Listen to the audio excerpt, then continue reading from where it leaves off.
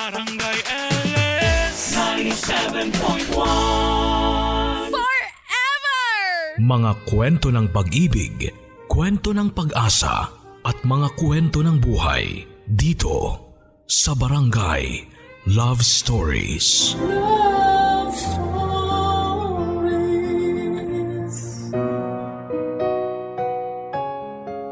Hindi masama ang magmahal, lalong hindi ito kasalanan. Lahat ay pwedeng tumanggap at magbigay nito. Ikaw, nakapaglaan ka na ba ng pagmamahal para sa maling tao? Dear Papa Dudut, ako po si Jamie, 28 years old at dito na po ako sa Manila lumaki. Tulad po ng ibang kabarangay ay gusto ko rin pong i-share ang may tuturing kong nakakahiyang kasalanang nagawa ko sa buong buhay ko. At kung bibigyan ako ng pangalawang pagkakataon para ituwid yon, ay isasakripisyo ko talaga ang lahat ng meron ako.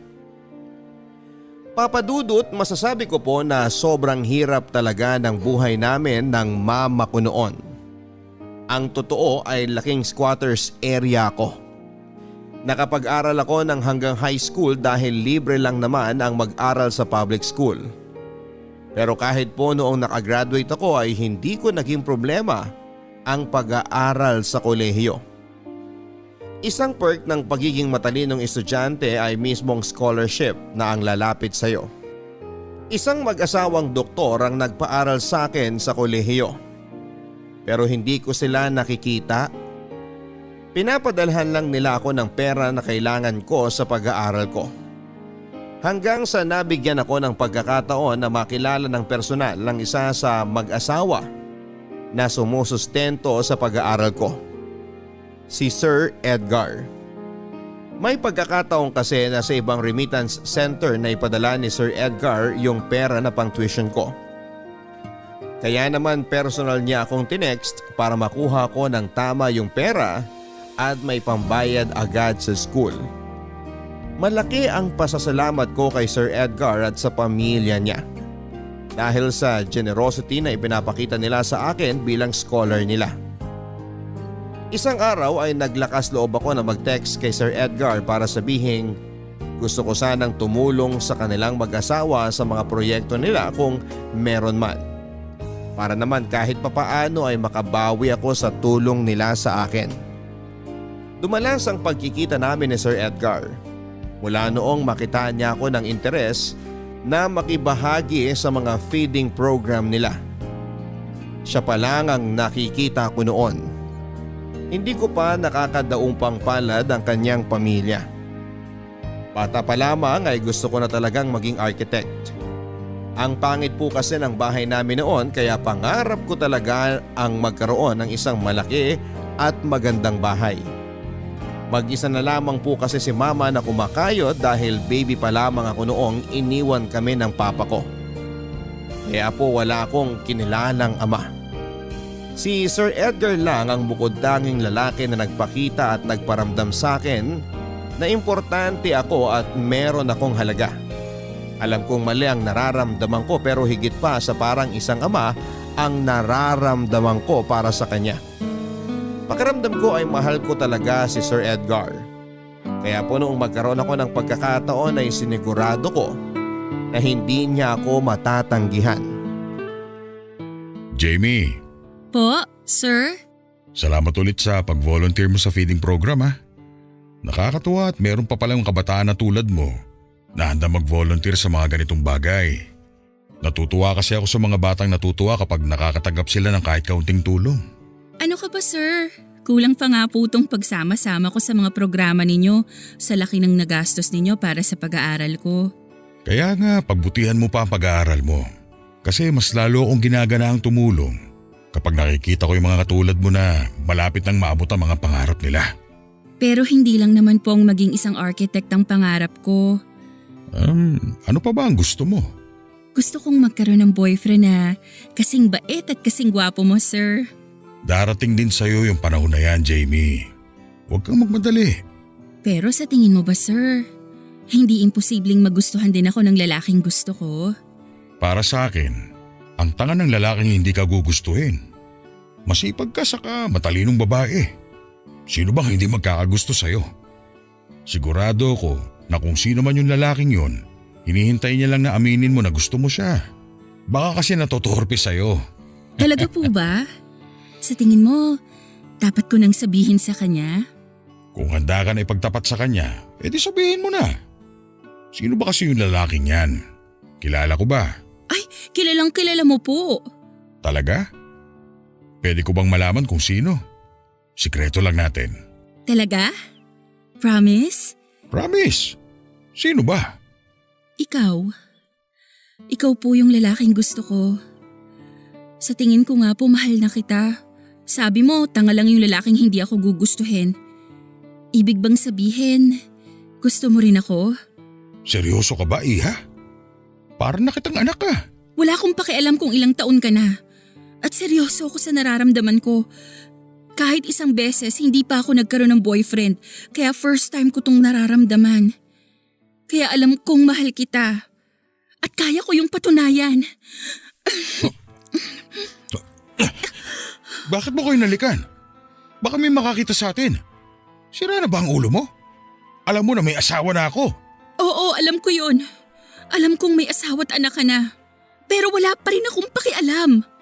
Kaya lang naman ako laging sumasama sa mga feeding program mo dahil gusto kitang makasama. Kasi nga mahal kita.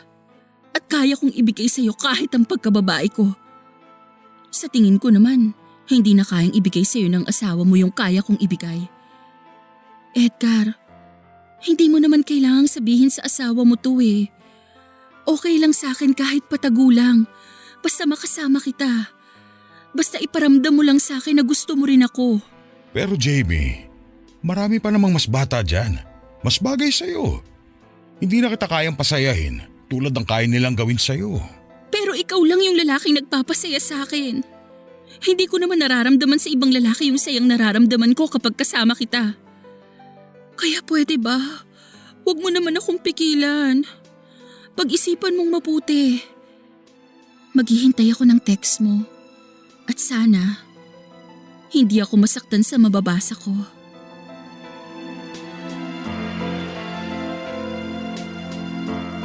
Kinabukasan po noon ay nakareceive ako ng text mula kay Edgar. Ang sabi niya ay mag-usap daw kami. Masaya akong umalis ng bahay noon, Papa Dudut. Dahil sa hotel kami magkikita. Dahil kung ayaw niya sa akin ay pwede namang sa isang restaurant o park lang kami mag-usap. Pero dahil sa hotel niya kami gustong mag-usap, naramdaman ko na may gusto siyang mangyari pagkatapos. Aaminin ko na na-excite ako sa ideya na kukuha kami ng kwarto sa hotel na yon. At doon lang kaming dalawa. Handa na ako na magpaangkin kay Edgar kung sakali. Handa akong ibigay sa kanya ang kailanman ay hindi ko pa naibibigay sa ibang lalaki. Ang virginity ko. Pagdating sa hotel ay hindi na rin naman nagpaligoy-ligoy si Edgar. Ibinulong niya sa kanang tenga ko na doon na lang kami sa kinuha niyang kwarto mag-usap. At to-order na lang daw siya ng pagkain sa room service. Kitang-kita ko noon sa mga mata ni Edgar na medyo kinakabahan siya kaya hinawakan ko ang kamay niya para siya ay kumalma.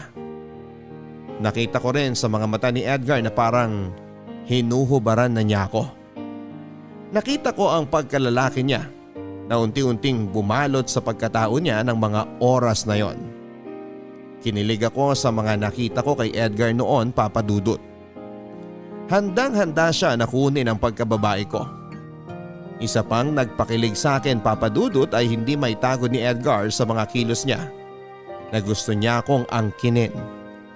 Sa elevator pa lang paakyat sa kinuha niyang kwarto ay inaamoy na niya ang buhok ko at kung saan-saan na napupunta ang kanyang kaliwang kamay. Pinipisil niya ang balikat ko, ang braso ko, ang balakang ko, pati na rin ang puwetan ko. Kaya naman pagpasok namin sa hotel room ay hinalikan ko siya kaagad at mabilis naman niya itong ginantihan. Wala akong pagsisisi sa nangyari sa amin dahil mahal na mahal ko talaga si Edgar.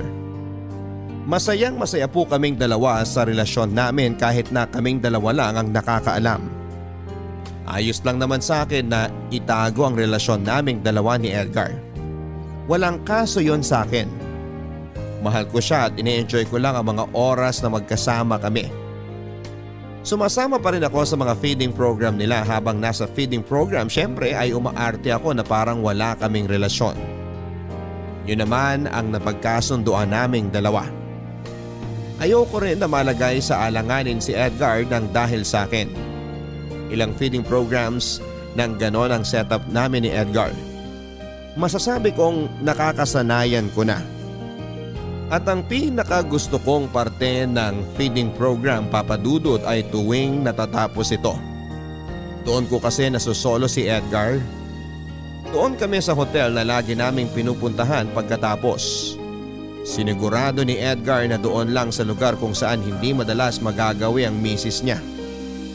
Doon na kami kakain at doon ako paulit-ulit na nagpapaangkin sa kanya. Isinusuko ko ang katawan ko sa kanya ng buong buo. Ang hindi ko napaghandaan sa setup namin yon ni Edgar ay ang pagkakataon na sumasama ang misis niya sa mga feeding program. Nung una kasi ay hindi ko naisip na pwede nga naman palang sumama ang misis niya sa mga project nilang yon. Bagay na ikinakabwisit ko lagi tuwing nangyayari. Hindi ko talaga maturuan ang sarili ko na kumalma at magpakitang tao. Hindi ko pa siguro kayang umarte at magpatay mali siya. Hindi naman madalas na sumasama ang asawa ni Edgar sa mga feeding program, Papa Dudut. Pero pagkasama ang misis niya, syempre hindi na kami makakalabas pa ni Edgar. At ang isa pa sa mga kinakairita ko, Papa Dudut, ay hawak ng hawak ang misis ni Edgar sa kanya doon sa feeding program. Minsan hindi pa ito nakukontento na humahalik pa sa labi. Ibinabandera talaga niya na siya ang asawa. At aaminin ko na sa isip ko ay maraming beses ko nang nilulublob ang mukha ng asawa niya sa kumukulong sopas dahil sa selos. Tuwing sumasama ang misis ni Edgar ay maaga akong umaalis. Dahil doon sa mga pagkakataon na yon ay nakakaramdam na ako ng isa lang akong kabit. Ang bilis tumakbo ng oras. Dumating ang panahon na malapit na akong graduate kaya naman naisipan ni Edgar na ibili ako ng gusto kong gamit since may bakante siyang oras. Pumunta kaming dalawa sa isang mall na hindi puntahin ng tao. Kampante naman kaming walang makakakita sa amin noon. Kaya hinawakan ko ang kamay niya habang naglalakad kami. Nang biglang may tumawag kay Edgar sa hindi kalayuan.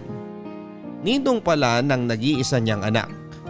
Ang bilis ng mga pangyayari, Papa Dudut, at nalaman ng asawa niya na meron siyang lihim na karelasyon. Iritang-irita ako sa pagmumukha ng ninong na yon na isang malaking sumbongero at tsismoso. Nagkaroon tuloy ng dahilan si Edgar para hiwalayan ako.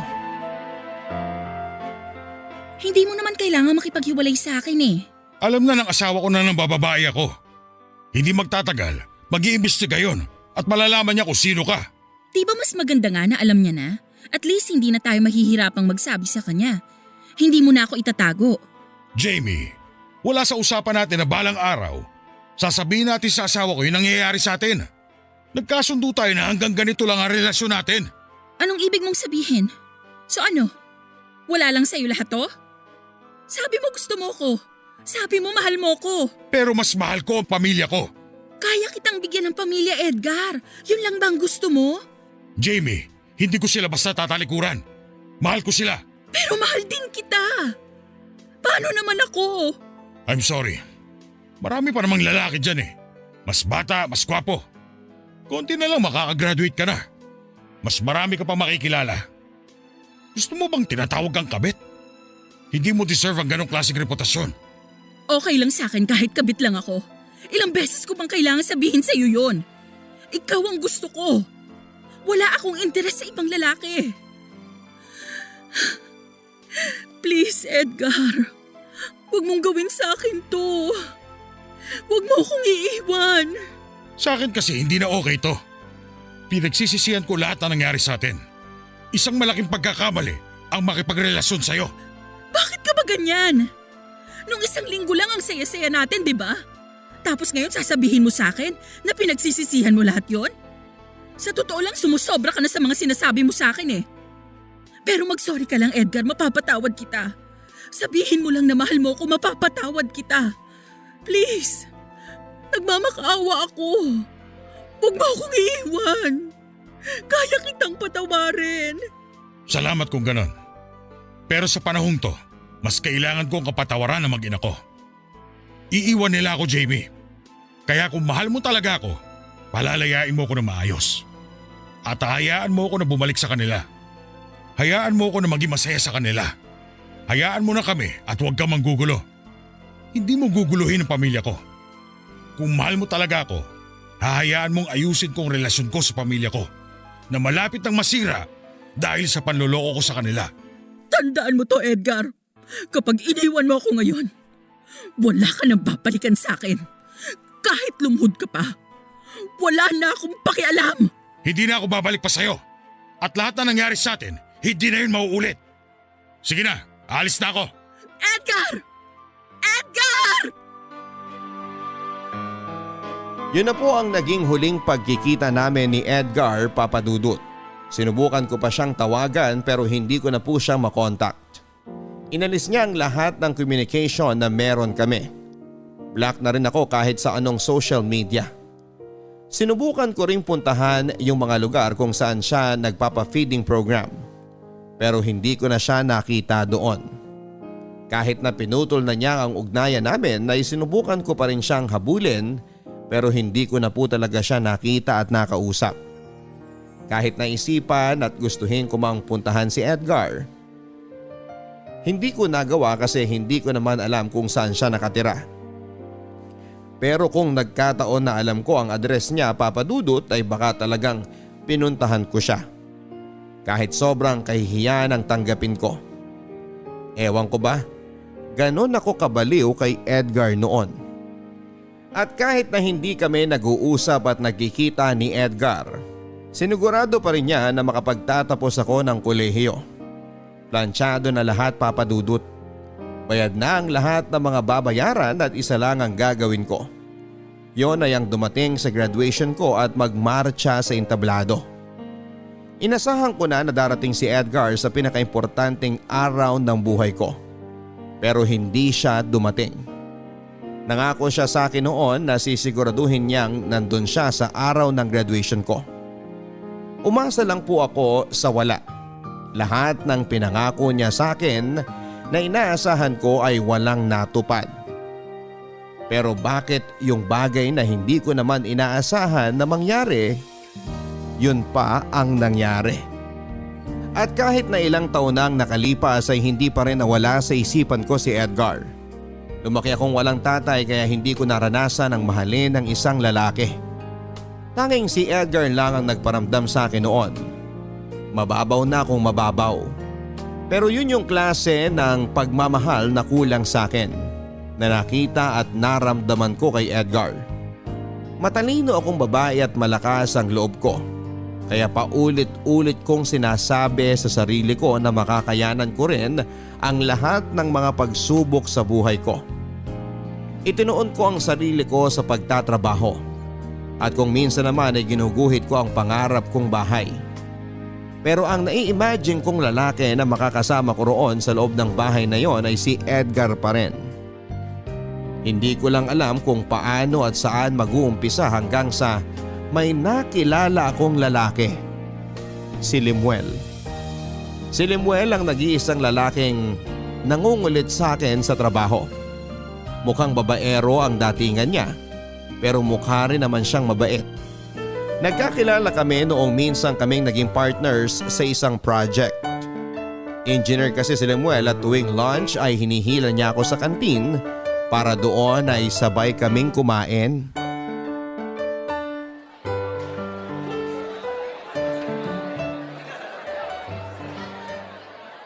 Alam mo ikaw, ang kulit-kulit mo. Mas sutil ka pa sa bata eh.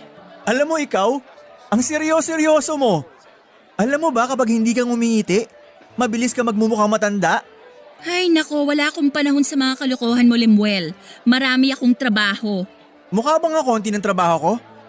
Alam mo kasi, kahit gaano kadami ang trabaho mo, dapat hindi mo pa rin kinakalimutan ng kumain. Kasi kapag nagkasakit ka, lahat ng inipon mo mapupunta lang sa pagpapagamot mo. Oh, ito, kumain ka. Luto ng mama ko to. Talagang may baon ka pa ha? Mahal na mahal kasi ako ng mama ko eh. Ayaw niya na nagugutom ako. Kaya ayan, pinapabaunan niya ako lagi. Ikaw, may nanay ka pa? Oo, meron pa. Kaming dalawa lang ang magkasama sa buhay. Bata pa lang ako, iniwan na kami ng tatay ko. Ang lungkot pala ng buhay mo. Bakit ngayon mo lang nakwento na iniwan pala kayo ng tatay mo? Eh hindi ka naman nagtatanong eh. Sa bagay, masyado pa kasing personal yung mga ganyang usapan para sa level ng pagkakaibigan natin eh. Pero simula ngayon, since feeling ko nakapagpalagayan naman na tayo ng loob, lagi na kitang kukumustahin ha. Dami mong alam ah. Kainin mo na lang yung pabaon ng nanay mo.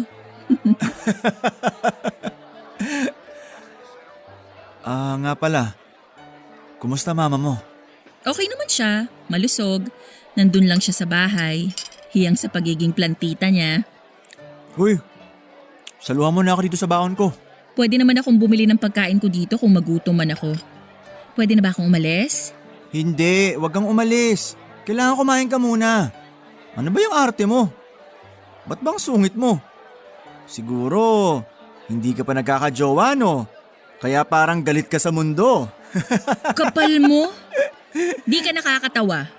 Nagka-boyfriend na ako, no? Pero isa lang. Isa pa lang? Napaka-choosy mo siguro. Pwede rin ang sungit-sungit mo kasi kaya iniiwasan ka ng mga lalaki. Hindi ako magsusungit kung hindi ko kailangang magsungit. Saka bakit? Kailangan ba marami na dapat akong naging boyfriend? Huwag mo nga ako igaya sa'yo. Hoy! Hindi pa ako nagkaka-boyfriend, no? Pero seryoso, isang beses pa lang din akong nagka-girlfriend. Marami akong kakilalang mga babae na akala nila girlfriend ko sila. Ay! Yabang ka, girl! Totoo! Ang weird nga eh. Hindi ko naman sila niligawan pero nag-a-assume sila na girlfriend ko sila. Paano nangyari yun? Magic? Ay, iba talaga ang kayabangan nito. Hindi yun pagyayabang. Nagsasabi lang ako ng totoo. Kinikwento ko lang na may mga ganun palang klase ng babae. Kahit hindi mo ligawan, pwede mo maging girlfriend. Siguro kaya hindi ka pa nagkakajowa ulit kasi hindi ka pa nakaka-move on sa ex mo. Tama ba ako? Wala na kasi ako makikitang katulad niya. Ganon? Eh ba't hindi mo pinaglaban? Anong hindi? Pinaglaban ko siya. Hindi naman magiging kami kung hindi ko pinaglaban yung nararamdaman ko para sa kanya eh. So ikaw yung unang nagtapat sa ex mo? Grabe, iba ka rin ha? Oo, ako. Bakit? Anong masama ron? Hindi niya kasi marirealize na mahal niya rin ako kung hindi ko yun ginawa. Baka naman minahal ka na lang din niya kasi sinabi mo na mahal mo siya. Ano ba? Mga asar ka lang ba talaga? Aalis na lang ako. Huy, ito naman. Masyadong seryoso. Sorry na. Surihin mo mukha mo, leche.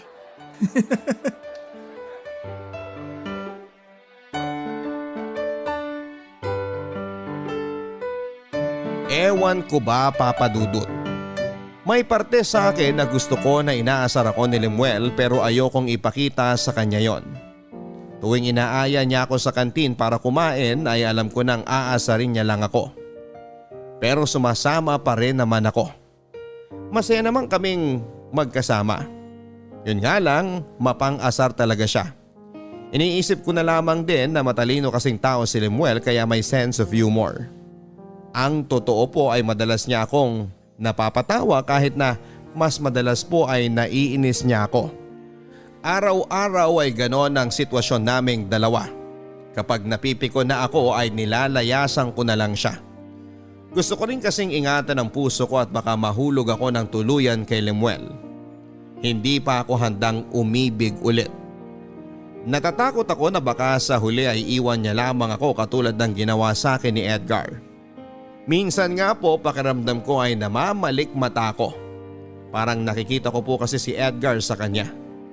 Siguro ganun lang talaga dahil si Edgar pa rin ang laman ng puso at isip ko.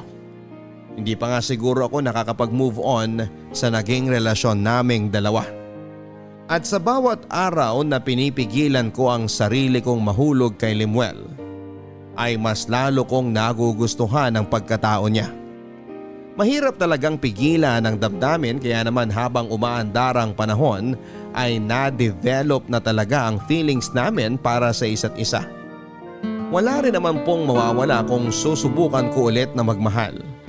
Yun na rin po kasi ang nakita kong paraan para tuluyan ko na ring makalimutan si Edgar. Talaga ba? Sinasagot mo na ako? Ayaw mo ba? Paulit-ulit ka naman eh. Siyempre gusto ko! Hindi pa rin kasi ako makapaniwala na may girlfriend na akong architect tapos ang ganda-ganda pa.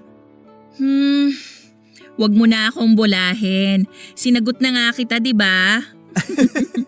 Ano ka ba naman? Hindi yun pambobola. Totoo yun. Ay, sigurado matutuwa nito si Mama. Sa wakas, may maipapakilala na akong girlfriend sa kanya. Alam mo ba na gusto na ni Mama na mag-asawa ko? Gusto na daw kasi niya ng apo. Ha? Apo agad? Pakisabi naman sa mama mo, relax lang ha, hindi pa ako ready. Hindi pa naman ngayon. Siyempre, mag-aantay ako kung kailan ready ka na. Tapos doon na kita tatanungin ng, will you marry me? Ang corny. Corny eh. Kinikilig ka nga. Sus! Hindi ah. Sus! Ayaw pa aminin. Alam mo, pareho talaga kayo ni Mama. Kahit natutuwa naman talaga siya, sasabihin niya pa ring hindi. Sigurado ako pag nagkita kayo, magkakasundo talaga kayo. Talaga ba? Matanong ko lang, bakit pa puro na lang mama mo ang kinukwento mo? Mama's boy ka, no? Actually, papa's boy talaga ako. O bakit once in a blue moon mo lang maikwento ang papa mo? Nakita ko kasi kung paano na-depress si Mama nun dahil kay Papa. Halos magpakamatay na nga siya nun eh.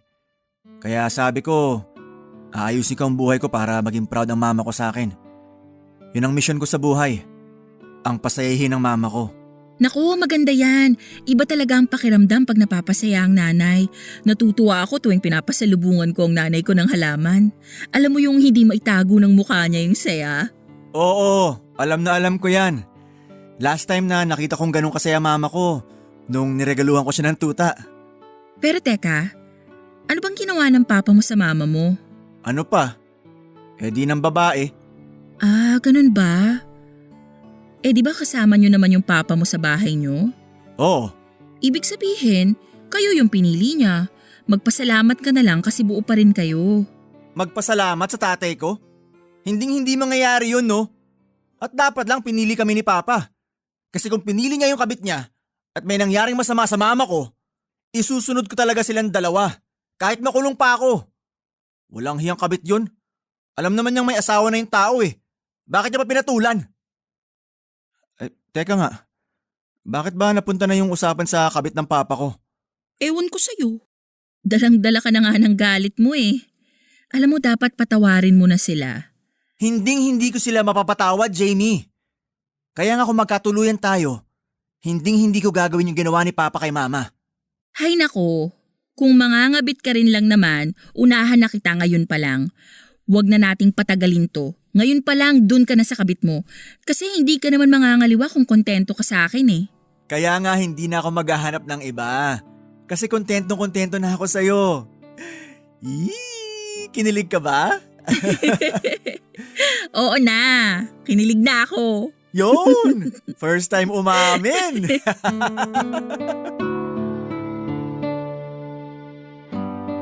Sa totoo lang, Papa Dudut, nasaktan ako sa mga sinabi ni Lemuel.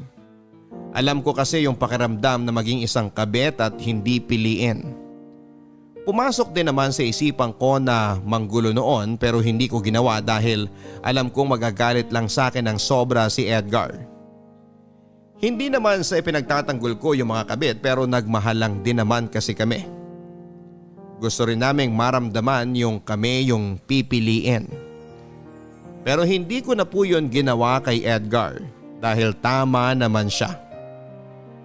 Kung mahal ko talaga siya, dapat ay palayain ko siya. Kaya po ganon ang ginawa ko.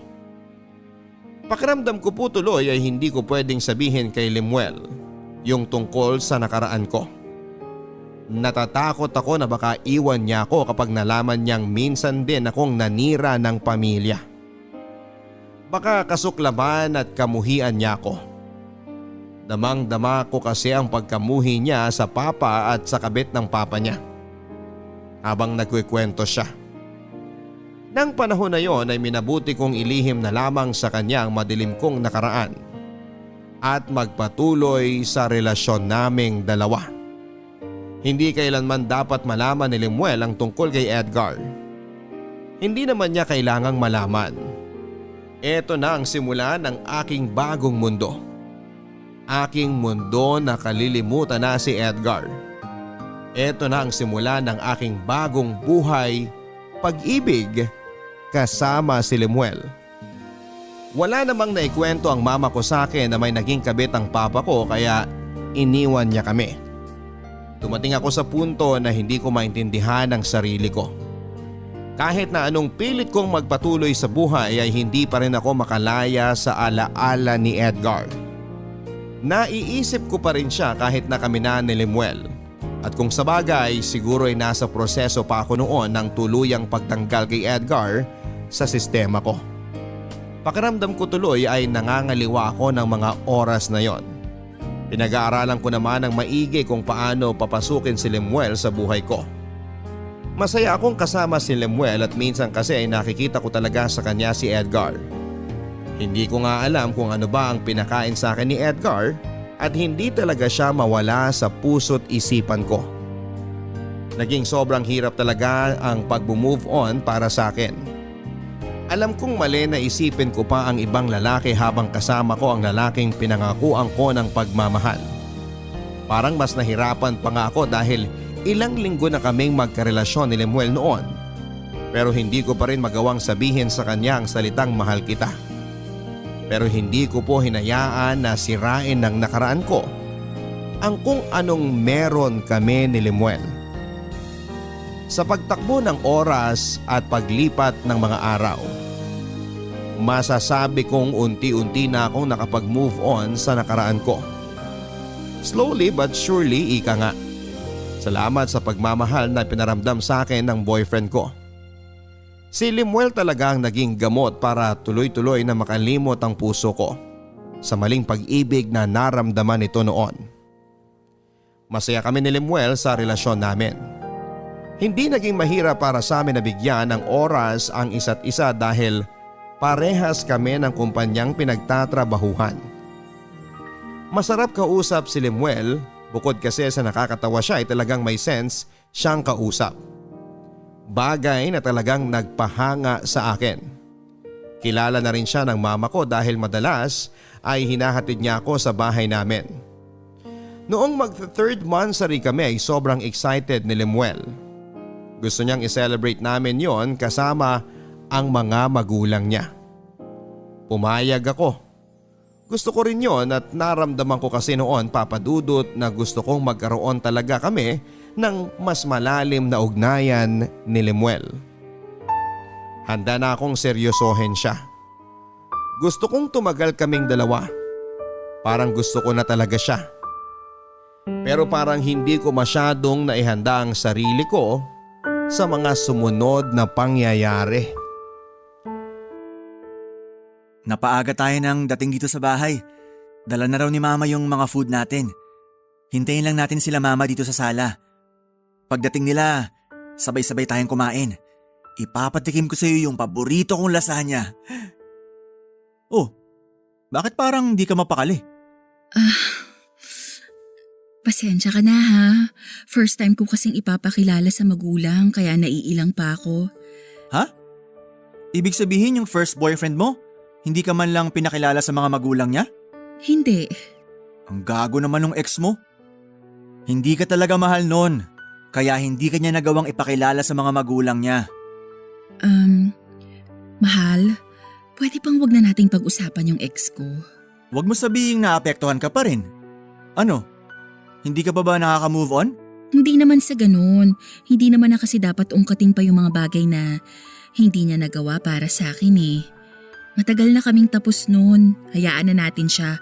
Ang mahalaga, yung ngayon. Isa pa, nandito tayo sa inyo para i-celebrate ang 3rd monthsary natin. Kaya dapat tungkol sa atin ang pinag-uusapan natin, di ba? Tama ka. Baka masira ko pa ang mood mo. I'm sorry. Okay lang. Ay mahal, ito nga pala mama ko. Si Mama Lenny. Kanina ko pa nga napapansin yung picture. Siya pala ang mama mo. Oo, ang ganda niya no? Oo, maganda nga ang mama mo. Bakit picture nyo lang ng mama mo ang nakikita ko dito sa sala nyo? Sinunog ko na lahat ng picture ni Papa na nakadisplay dito noon. Ganun ba? Buti hindi siya nagalit sa'yo. Wala siyang karapatang magalit. Siya tong may kabit eh. Oh, mahal, okay ka lang ba talaga? Oo, medyo kinakabahan lang ako kasi nagagalit ka na naman eh. Nako, pasensya ka na. Basta kasi tungkol kay Papa, madali ako mairita. Mahal, naisip ko lang. Siguro dapat maging okay na rin kayo ng papa mo. Kasi sa mga kwento mo, parang okay naman na ang parents mo eh. Mukhang okay lang sila ni Mama. Iniiwasan na kasi ni Mama na magkwento ng mga kung ano-ano sa akin tungkol kay Papa. Kung magkakwento man siya, yung siguradong maganda na lang. Alam niya kasing sobra akong nagagalit tuwing may maikukwento siya sa akin na sablay ni Papa. Katulad kanina nung natanong mo yung picture niya. Ang bilis kong pumitik. Ganon ako lagi. Ay, pero alam mo, minsan nga, naiisip ko sana sumama na lang si Papa sa kabit niya eh. Siguro mas okay kami ni Mama ngayon. Bakit mo naman nasabi? Kasi para lang silang nagpaplastikan eh. Ewan ko ba? Yun kasi yung nararamdaman ko. Yun ang nakikita ko sa kanila. May idea ka ba kung sino yung naging kabit ng papa mo? Ang alam ko lang, bata yung naging kabit niya. Parang kasing edad ko ata. Natandaan ko kasi yung sinabi ni Mama nun na halos anak na daw ni Papa yung babae. Kaya sa tingin ko mga kasing edad ko siya. Sure kang yun lang ang alam mo tungkol dun sa babae? Oo. Teka nga, bakit ba interesado ka sa kabit ng Papa ko? Nung last time na nag-usap tayo tungkol doon, parang pinagtatanggol mo pa yung kabit niya. Aha? Wala lang. Nanghihinayang lang naman ako sa relasyon nyo ng papa mo. Para sa akin kasi, para maintindihan mo ang isang tao, dapat ilagay mo yung sarili mo sa sitwasyon niya. Kaya inisip ko na baka minahal talaga nung kabit yung papa mo. Wala akong pake kung mahal niya ang Papa ko. Kasi alam naman niya na may asawa niya eh. Bakit niya pa mamahalin? Sa bagay, naisip ko lang naman yun. Pwede ba next time? Huwag na rin natin pag-uusapan to? Okay, sige.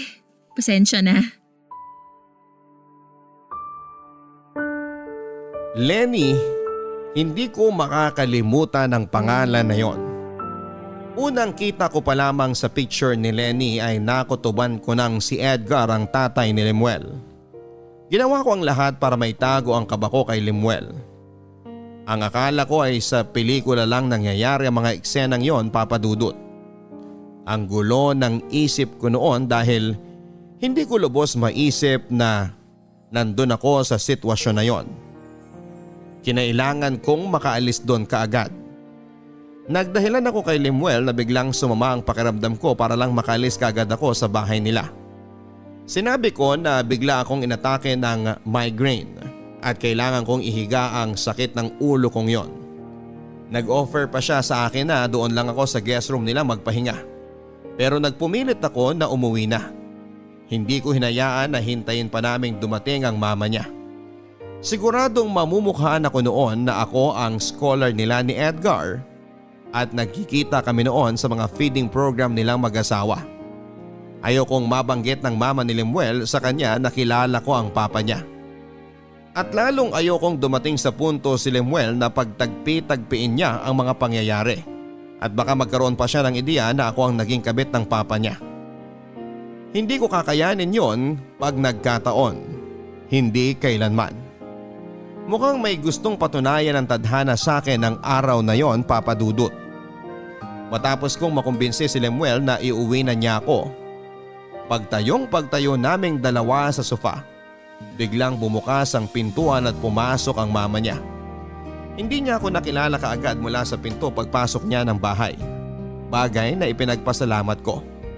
Kita ko sa mukha niya na excited at masaya siya dahil sa wakas may ipapakilala ng girlfriend si Lemuel sa kanya. Parang inaalala niya kung saan niya ako nakita noon. Grabe ang paglunoko ng laway ng mga sandaling yon, Papa Dudut. Centralize ang aircon sa loob ng bahay nila pero gamunggo ang patak ng pawis ko. Ipinagdarasal ko na wag sana niya akong makilala. Pero hindi umubra. Naalala niya ako at naalala niya na ako ang scholar nilang mag-asawa at nagkikita kami noon sa mga feeding program nila. Sa lakas ng tibok ng puso ko. Akala ko ay lalabas na ito sa dibdib ko dahil sa sobrang kaba. Hinintay ko na may mangyaring bayolente. Posible kasing alam niya na ako ang naging kabit ni Edgar. Inaasahan ko nang sisigawan niya ako. Pwede ring sabunutan niya ako. Iniisip ko nga noon na kapag nangyari ba yon ay ipagtatanggol kaya ako ni Lemuel. Pwede ring hindi kasi mahal na mahal niya ang mama niya. At ako ang dahilan kung bakit nasira ang pamilya nila. Hindi ko inaasahan ang sumunod na mga nangyari, Papa Dudut. Sa galak ni Lenny ay niyakap ako nito ng mahigpit. Naramdaman ko na totoo ang yakap niya at walang bahid ng pagpapanggap. Nadurog ako noon, Papa Dudut. Mabait nga talaga si Lenny. Sobrang bait. Tulad ng mga kwento ni Lemuel sa akin. Sumagi ng bahagya sa isipan ko na bakit ko ba nagawang muntik ng agawin ang asawa niya. Isa siyang mabuting tao. Nagulat si Lemuel na magkakilala kami ng mama niya.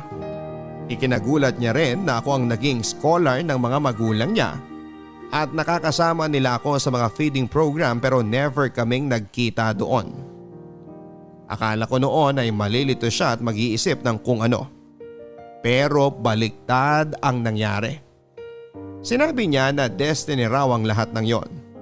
Dahil doon ay meant to be raw kami. Tadhana raw ang naglapit sa aming dalawa. Medyo nakahinga ako noon, Papa Dudut. Pero natanong ako ni Lemuel kung bakit hindi ko nabanggit sa kanya na mama niya pala ang sponsor ko nang ipinakita niya sa akin ang picture nito. Ang sabi ko na lang ay hindi ko siya namukhaan sa picture. Kinagat naman niya ang palusot ko. Umasa ako na walang kasama ang mama ni Lemuel pagpasok ng bahay. Nasabi ko sa sarili ko na malulustan ko ang eksenang yon basta't hindi ko lang makita si Edgar. Halos literal na tumigil ang pagtibok ng puso ko nang bumukas ang pinto. Bilang hindi na lang ako nakahinga sa nakita kong pumasok sa bahay. Walang iba kundi si Edgar. Nakita ko ang pagkabigla sa mukha niya. Nabasa ko rin sa mga labi niya na napamura siya habang gigil na gigil. Masasabi kong pareho na lang kaming sinakyan ang sitwasyon na yon. Para hindi makahalata si Lenny at si Lemuel. Pinilit kong umarte ng maganda para hindi ako malagay sa alanganin kay Lemuel. Pero hindi siya madali, Papa Dudut. Mabagal ang naging takbo ng oras ng gabing yon. Ang daming kinuwento sa akin ng mama ni Lemuel tungkol sa mga bagay noong bata pa siya. At sinabi rin niya sa akin na sana raw ay magpakasal kami ng anak niya. Gustong-gusto na raw niya kasing magkaroon ng apo. Habang nagkikwento siya ay tango lang ako ng tango. Hindi masyadong rumirehistro ang mga kinikwento niya dahil isang bagay lang ang tumatakbo sa isipan ko ng mga oras na yon. Yon ay matapos na ang gabing yon at makauwi na ako ng walang tinatamong sugat sa katawan. Hindi ko kasi alam ang ipapaliwanag ko sa nanay ko kapag umuwi ako ng maraming galos at duguan. Kumuha ng maiinom si Lenny at sinamahan niya si Lemuel para tulungan kaya naman naiwang kaming dalawa ni Edgar sa terrace nila. Oo, sa terrace ng bahay nila, Papa Dudut. Doon kami nagkape matapos kaming mag-dinner na 4. Sobrang giliw ng mama ni Lemuel sa akin at hindi pa niya ako pinauwi kaagad. Pilit ko na lang sinakyan ang mga nangyayari. Maingat din ako sa mga sagot at kilos ko dahil ikakamatay ko kapag nakahalata si Lemuel. Nung maiwan na kaming dalawa ni Edgar ay nagkaroon ako ng pagkakataon na titigan muli ang mukha niya. Hindi ko maintindihan ang mararamdaman ko noon. Alam kong mahal ko na si Lemuel pero noong matitigan ko ang mukha ni Edgar ay nakaramdam ako ng pagkasabik na yakapin siya. Pero mukhang kabaliktaran ng naramdaman ko sa nararamdaman niya, Papa Dudut. Inipon ko ang lahat ng lakas ko ng loob para tumagal at kayanin ko ang engkwentro naming yon ni Edgar. Ano bang ginagawa mo, Jamie? Akala ko ba malinaw sa'yo naging usapan natin? Malinaw sa akin lahat yon, Edgar, okay? Pero hindi ko alam na anak mo si Lemuel. Hindi ko naman siya nakita noon sa mga feeding program nyo. Pues wala akong pakialam. Umalis ka na dito. Maipaghiwalay ka na rin sa anak ko. At huwag ka na magpapakita pa ulit. Patahimikin mo ng pamilya ko. Huwag mo nang guluhin ang buhay namin. Kahit kailan hindi kita ginulo. Huwag kang ang umasta na parang ikaw ang biktima dito. Sa tingin mo ba? Hindi gumulo ang buhay ko dahil sa'yo? At sino ka para sabihin ako ng dapat kong gawin? Mahal ko si Lemuel. At hindi ko siya iiwan dahil lang sa sinabi mong iwan ko siya. Hindi mo ako pwedeng diktahan. Hindi mo ba naisip ko anong mangyayari sa inyo?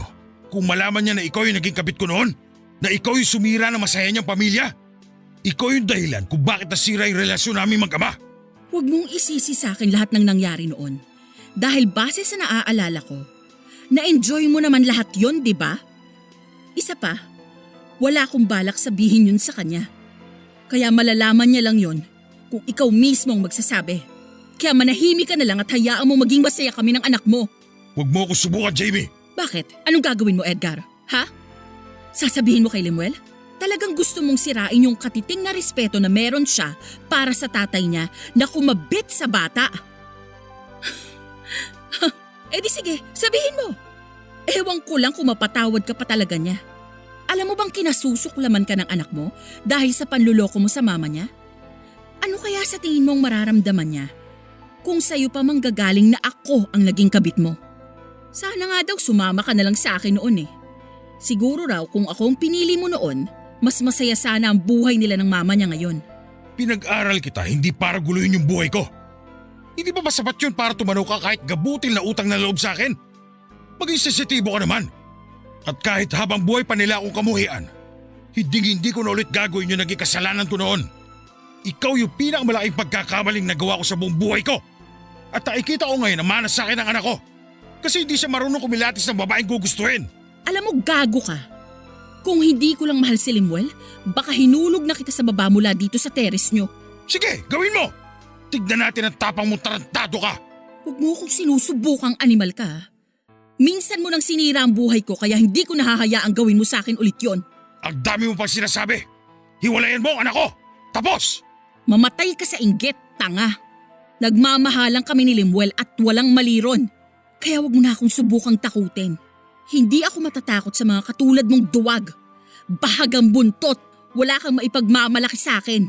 Minsan ko nang muntik sirain ang pamilya mo at kung gugustuhin kong makaganti sa'yo sa ginawa mong pananakit sa akin noon, kayang-kaya kong sirain ang pamilya mo.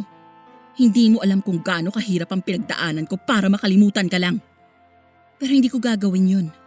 Dahil mahal ko ang anak mo. At ngayong masaya na ako, sasabihin mo sa akin na iwan ko si Lemuel dahil lang gusto mo? Ang demanding mo naman, sir. Mahal ako ng anak mo, Edgar. Ramdam ko yun. Matagal ko nang gustong maranasan na mahalin ng buo pabalik. Kaya wag mong ipagdamot sa akin yon. Pero nagsisinungaling ka sa anak ko. Hindi yun pagmamahal. Hindi niya alam ang tungkol sa atin. At wala akong balak sabihin. So saan banda ang pagsisinungaling doon? Malalaman niya lang naman kung isa sa atin ang magsasabi. Huwag mong sabihin sa akin na ayaw mong maging masaya ang anak mo, Edgar. Anong klase ka namang ama? Pati kaligayahan ng anak mo ipagkakait mo pa? Kaya sana naman, Edgar, manahimik ka na lang at hayaan mo na lang kaming maging masaya. Pero pag nalaman ni Lemuel ang totoo, kamumuhian niya ako lalo. Baka hindi na ako mapatawad ng asawa ko. Akala ko ba may pinag-aralan ka? Bakit parang ang bobo mo kausap? Paulit-ulit tayo eh. Hindi nila malalaman, okay? Wala silang alam. Yun ay kung ititiko mo yung maruming bibig mo. Hindi ko alam. Bahala na. Antayin mo na lang sila dito. Matutulog na ako.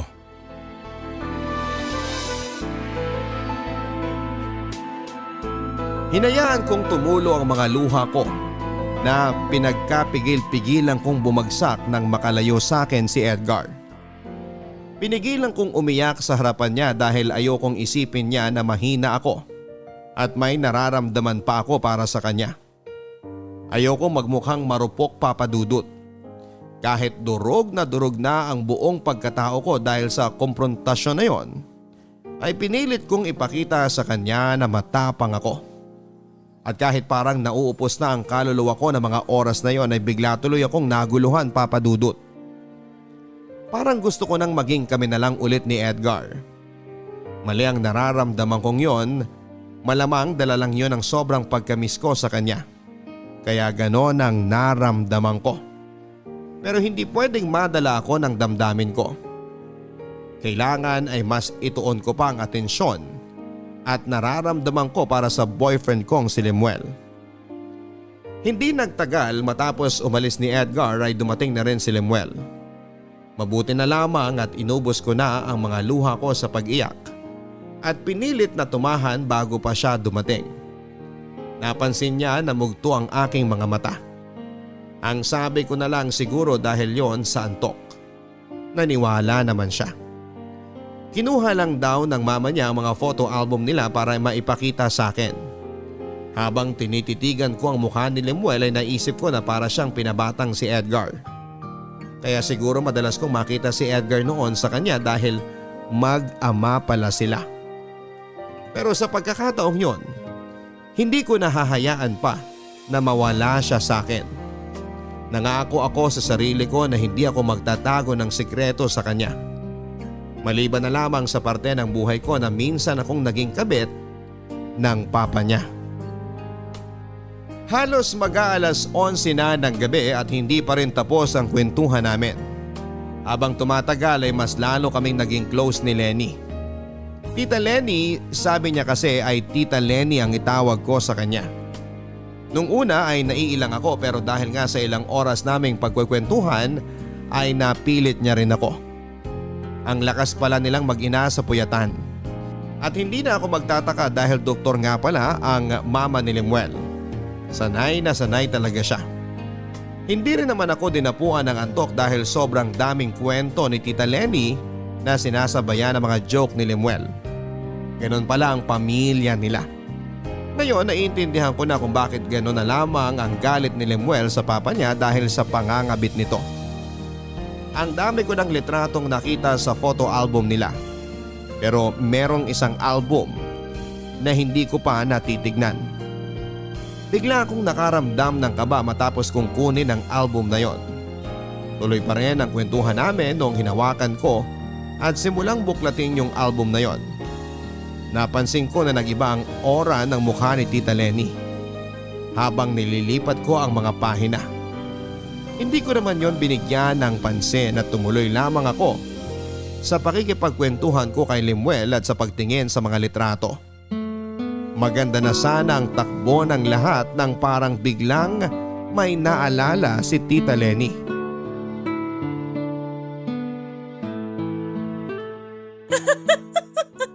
Puro ka talaga kalokohan. Baka sumakit na ang tiyan namin ni Jamie sa kakatawa. Hay naku tita, ganyan nga yan. Kahit pag nasa opisina kami, hindi rin siya maawat sa mga joke niya. Kunwari ka pa, mahal. Eh yun nga ang dahilan kung bakit mahal na mahal mo ako eh. Oo na mahal na kita. Parehas talaga kayo ni Mama. Ang babaw ng kaligayahan nyo. Ang bilis nyo mapatawa. Kaya tama ako na magkakasundo talaga kayo eh. Parehas din kayo ng papa mo.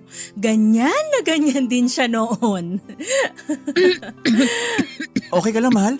Gusto mo ng tubig? Okay lang ako, nasamid lang ako, sorry. Ito na lang ba yung photo album na hindi ko pa nakikita? Actually, yan na talaga yung last. Yan yung mga picture kung saan ginagawa nila mama yung mga program nila. Kasama na rin dun yung kukuha sila ng scholar na pag-aaralin nila sa college. Oo mahal, naging part ako ng program na to nila tita. Ay, oo nga pala. Nakakatuwa. Sakto barangay namin to. Ay, nakaka-good vibes. Bigla ako tuloy na alala yung mga araw na yon. Utang ko po sa inyo tita kaya nakapagtapos ako ng college. Masaya ako na nakatulong kami sa'yo. May iba pa kaming scholar sa lugar nyo. Yung iba, teacher na ngayon. Ay talaga po? Hindi ko po alam na may iba pa kayong mga scholar sa amin. Akala ko po noon ako lang. Nakakatuwa naman.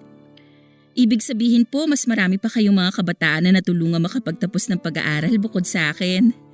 Pero bakit kaya parang wala akong nakita ng mga katulad kong estudyante noon sa mga feeding program? Oo nga no. Parang ikaw lang din ang naaalala kong scholar namin na naging interesado sa feeding program. Actually, ikaw lang ang nakita kong scholar namin ever. Rule kasi namin ni Edgar na maging anonymous sa mga scholar namin at huwag ipaalam sa kanila na kami ang sponsor nila para walang attachment. Nakakabilib ka naman, mahal. Ikaw lang ang nagtyaga sa mga feeding program noon. Ikaw na ang model scholar. Teka Jamie. Sino palang nag-imbita sa'yo sa feeding program? Bale, ako po ang nag-text kay Sir Edgar na interesado po akong tumulong sa inyo sa kung anuman. Kaya nauwi po ako sa pagtulong sa mga feeding program nyo, tita. Iba talaga ang mahal ko. May pagkukusa. Kaya kita mahal na mahal eh. Ewan ko sa'yo. Nagkapalitan kayo ng text noon? Sandali Jamie. Architecture ba ang natapos mong kurso? Opo, pangarap ko po kasi talaga yon. Tita, okay ka lang po ba? Parang namutla po kayo. Oo nga ma. Okay ka lang ba? Bakit ganyan ka makatitig kay Jamie? Wala naman. May naalala lang ako. Maiwan ko muna kayo rito. Ma, bakit ka umiiyak? Mahal, sundan ko muna si mama ha. Antayin mo lang ako dito. Okay, sige.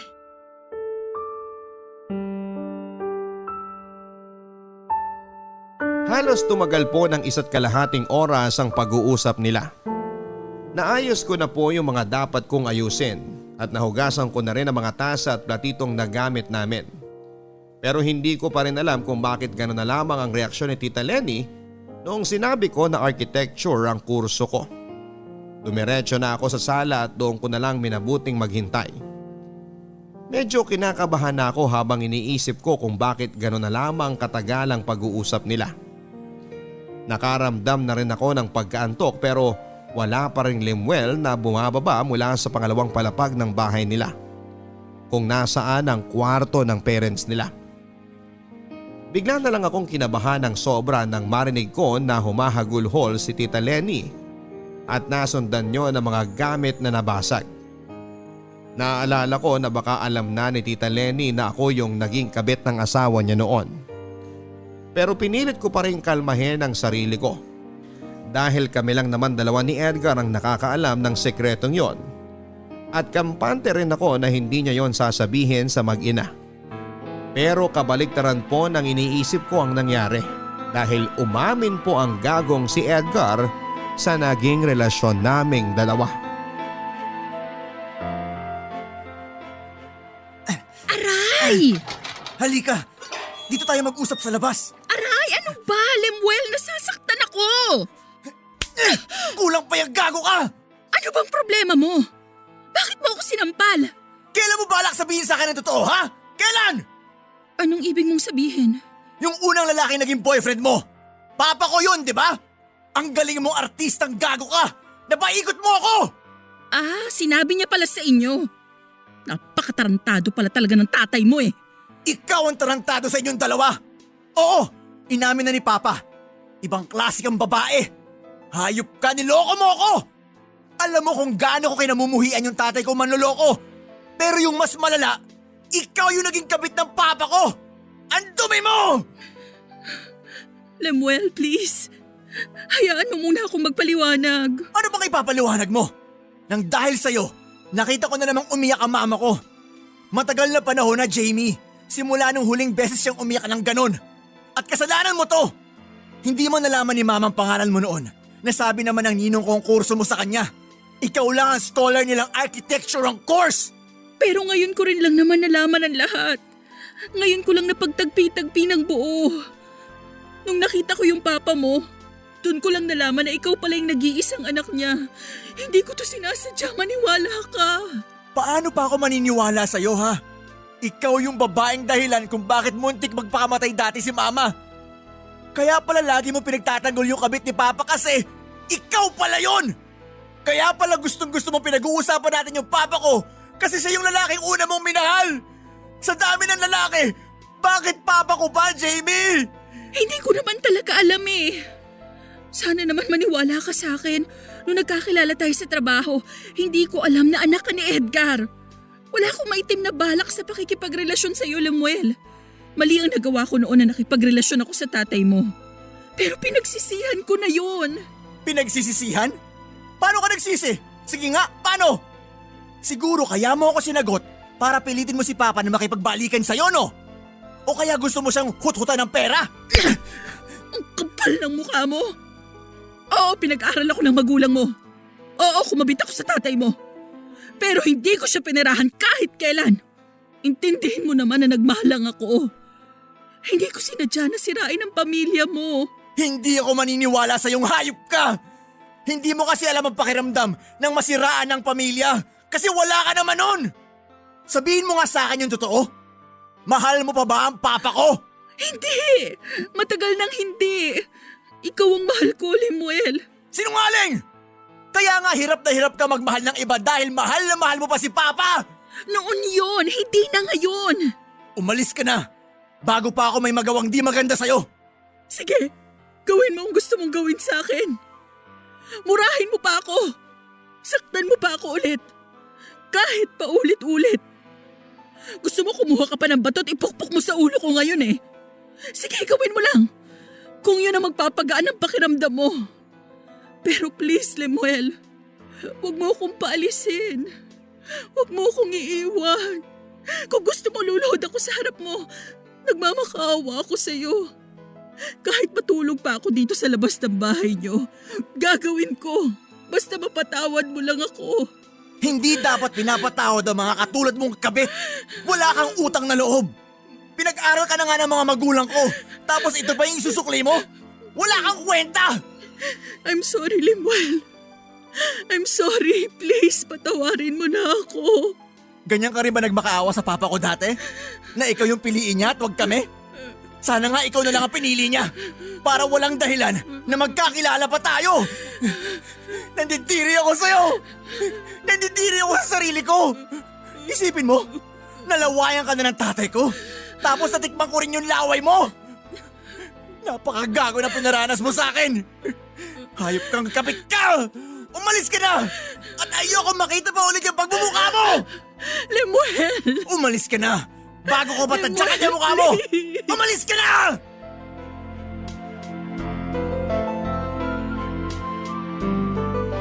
Napakabilis ng mga pangyayari, Papa Dudut. Bahagya ko ring sinisisi ang sarili ko. Sana pagkatapos ng hapunan ay umuwi na ako at hindi na ako nagtagal pa sa bahay nila Lemuel. Kahit pa nakita ko na giliw sa akin si Tita Lenny.